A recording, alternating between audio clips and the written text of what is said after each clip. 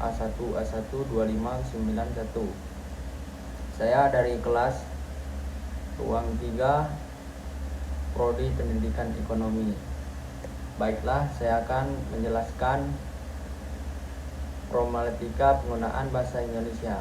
1. Campuran kode dan bahasa asing. Banyak orang, terutama generasi muda, sering mencampurkan bahasa Indonesia dengan bahasa asing Inggris dalam percakapan sehari-hari.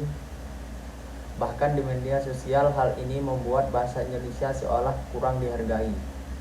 2. Mempengaruh bahasa daerah. Indonesia memiliki ratusan bahasa daerah. Seringkali menggunakan bahasa Indonesia dipengaruhi oleh logat atau kosakata daerah, sehingga muncul ragam bahasa yang tidak sesuai kaidah baku.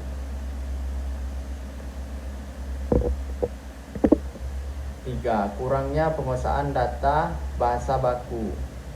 Banyak orang masih kesulitan menggunakan bahasa Indonesia yang sesuai ejaan, tanda baca, dan struktur kalimat yang benar baik dalam tulisan maupun lisan. 4.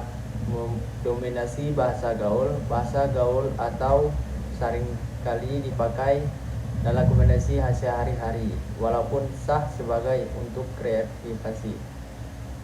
Penggunaan yang berlebihan bisa mengikis kebiasaan menggunakan bahasa Indonesia dengan baik dan benar. 5. Berkurangnya peduli terhadap KBBI dan PUEBI.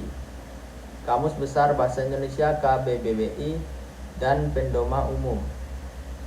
Ejaan Bahasa Indonesia, PBUEBI, jarang terjadinya rujukan, sehingga banyak kesalahan ejaan, penulisan kata. Sering penggunaan istilah. Solusi penggunaan bahasa Indonesia. Solusi penggunaan bahasa Indonesia meningkatkan kesadaran bahasa. Masyarakat perlu menyadari bahwa bahasa Indonesia adalah identitas bangsa. Dengan menggunakan bahasa yang baik dan benar, kita ikut melestarikan warisan budaya. Membiasakan pendidikan dan media sekolah memenuhi perguruan tinggi, hingga media massa harus konsisten menggunakan bahasa Indonesia sesuai kaidah, agar menjadi teladan bagi masyarakat luas. Mengutamakan bahasa Indonesia di ruang publik. Pemerintahan dan masyarakat perlu mengenakan aturan penggunaan bahasa Indonesia dalam papan informasi, iklan, dokumen resmi, hingga acara publik.